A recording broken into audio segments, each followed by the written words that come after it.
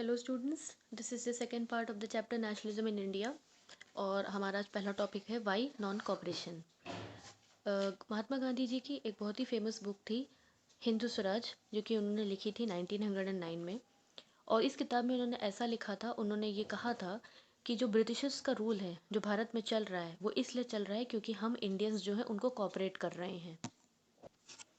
Indians यहाँ पे इसलिए हम लोग उनको कॉपरेट कर रहे हैं, इसीलिए ये सर्वाइव कर पा रहे हैं ब्रिटिशर्स, क्योंकि हम उनको कॉपरेट कर रहे हैं, इसीलिए वो यहाँ पर रुके हुए हैं। If Indian refuse to cooperate, और अगर इंडियंस जो हैं भारतीय हैं जो वो अगर कॉपरेट करने से सहयोग करने से मना कर दें तो जो ब्रिटिशर्स का रूल है भारत में वो 1 साल के अंदर ही कोलैप्स कर जाएगा, मतलब कि पूरा का पूरा ख़त्म हो जाएगा और स्वराज हमारे भारत में आ जाएगा। Next, how could non cooperation became a movement. अब गांधी जी ने इस नॉन कॉपरेशन को मूवमेंट में कैसे बदला। Gandhi ji propose that the movement should unfold in stages. Gandhi ji ने ये कहा कि ये जो मूवमेंट है, ये जो नॉन कॉपरेशन मूवमेंट है, इसको हमको स्टेजेस में करना होगा। It should begin with the surrender of title that the government awarded. तो सबसे पहले तो गांधी जी ने ये कहा कि जो गवर्नमेंट ने अवार्ड के तौर पे आपको जो टाइटल्स दिए हुए हैं, मतलब आपको गिफ्ट के तौर पे, सम्मान के तौर पे जो टाइटल्स आपको दी गई है, जैसे कोई भी टाइटल है, जैसे राय हुआ, बहादुर हुआ, तो वो टाइटल्स जो हैं आपको बॉयकॉट करने होंगे, आपको गवर्नमेंट को लौटाने होंगे। Anti boycott of civil service, साथ ही साथ गवर्नमेंट की जो नौकरियां हैं, जहाँ पे जो सिविल सर्विस में जितनी भी आपकी जो नौकरी आती है उसको बॉयकॉट करना होगा, उसका बहिष्कार करना होगा, मतलब रिफ्यूज़ करना होगा। कोर्ट और लेजिस्लेटिव काउंसिल, साथ ही साथ गवर्नमेंट के जो साथ ही साथ आर्मी हुई, पुलिस हुआ, उसके ब्रिटिशर्स के जो कोर्ट हो गए, या फिर असेंबली हो गई जहाँ पे इलेक्शंस होते हैं, स्कूल हो गए, फॉरेन का सामान हो गया, ये सारी चीज़ें बॉयकॉट करनी होंगी, इसका यूज़ करना बंद करना होगा। Then in case the government used repression, a full civil disobedience campaign would be launched। और अगर गवर्नमेंट ने गलत तरीके से किसी चीज़ों का इस्तेमाल किया और लोगों के ऊपर दबाव डाला तो फिर हम क्या करेंगे, हम सिविल डिसोबीडियंस कैंपेन को लॉन्च करेंगे।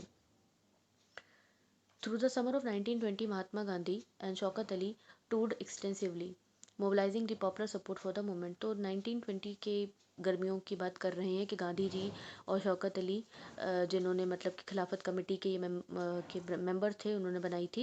तो महात्मा गांधी और शौकत अली ने टूर किया, मतलब जगह जगह जाकर ट्रैवल किया ताकि इस मूवमेंट को ज़्यादा से ज़्यादा बढ़ाया जा सके। Many within the Congress were, however, concerned about the proposal. They were reluctant to boycott the council election scheduled for November 1920। Congress में जो लीडर्स थे उसमें बहुत सारे लोगों को इस बात की चिंता थी। वो ये नहीं चाहते थे कि जो इलेक्शंस होने वाले हैं वो ये नहीं चाहते थे कि वो उसको बॉयकॉट करें, उसको रिफ्यूज़ करें। वो इलेक्शन में पार्टिसिपेट करना चाहते थे जो कि 1920 में होने वाले थे। And they fear that the movement might lead to the popular violence. और उनका ये भी डर था कि अगर ये मूवमेंट ज़्यादा बढ़ाया गया तो हिंसा हो सकती है।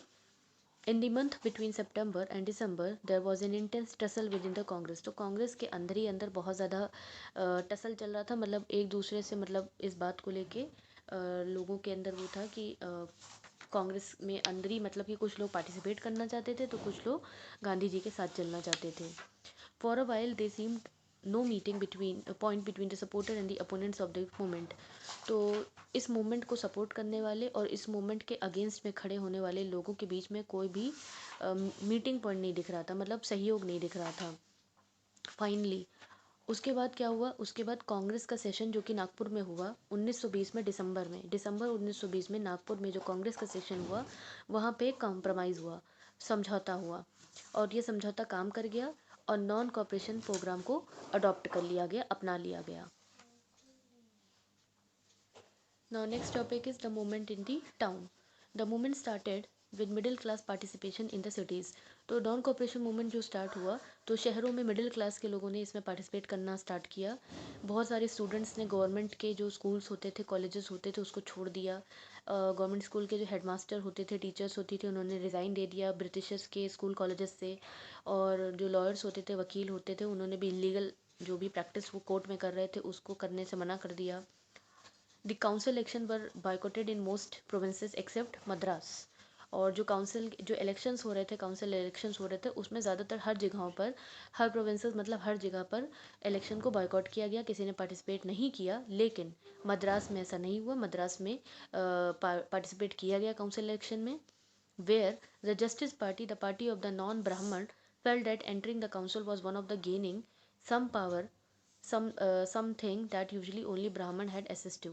तो मद्रास में लोगों ने क्या किया था, काउंसिल इलेक्शन में पार्टिसिपेट किया था, क्योंकि वहाँ की जो पार्टी थी उसका नाम था जस्टिस पार्टी, और उसका ये मानना था, क्योंकि इस पार्टी में ज़्यादातर कौन थे, नॉन ब्राह्मण, मतलब जो ब्राह्मण नहीं होते थे उनकी ये पार्टी थी। उनका ये मानना था कि काउंसिल में एंटर करने से एक तरीके से उनको पावर मिल जाएगी, और वो पावर जो आज तक सिर्फ ब्राह्मणों के पास थी, वो कहीं ना कहीं जब वो इलेक्शन में पार्टिसिपेट करेंगे और तब अगर वो जीतेंगे तो उनके पास पावर आएगी, और वो पावर पहले आज तक जिन ब्राह्मणों के पास थी वो अब उनको भी मिलेगी। Now next is the effect of non cooperation movement. तो नॉन कॉपरेशन मूवमेंट चलाया गया, उसका इंडिया के ऊपर क्या इफेक्ट पड़ा। इंडिया के इफेक्ट के ऊपर इफेक्ट जो पड़ा वो कुछ इस तरीके से था। Number 1, foreign goods were boycotted, क्योंकि फॉरेन का सामान बॉयकॉट किया गया था।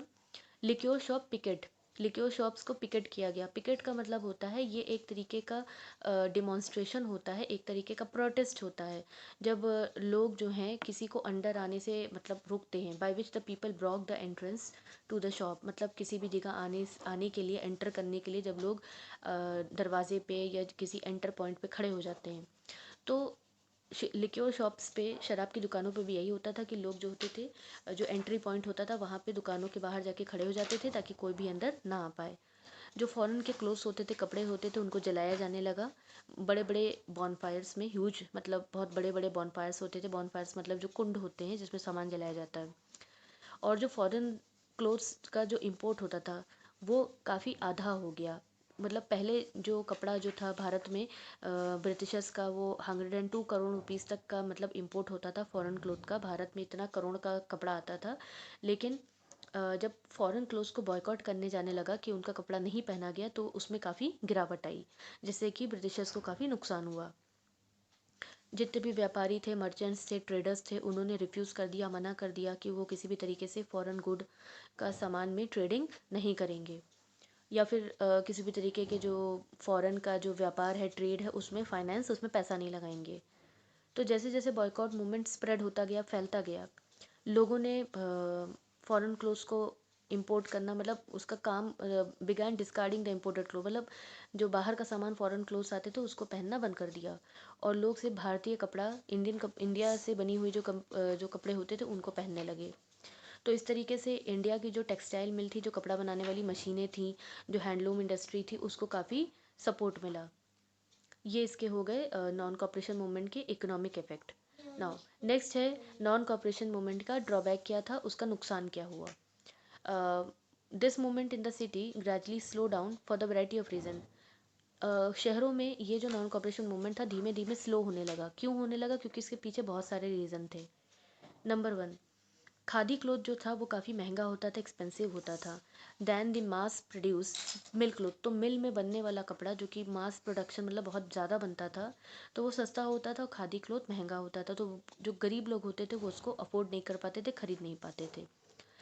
How then could they boycott the mill cloth for too long, तो जो कपड़ा सस्ता है तो लोग ज़्यादातर फिर धीमे धीमे कितने लंबे समय तक उसको बॉयकॉट कर पाएंगे, रिफ्यूज़ कर पाएंगे, क्योंकि खादी कपड़ा काफ़ी महंगा मिल रहा था हमको।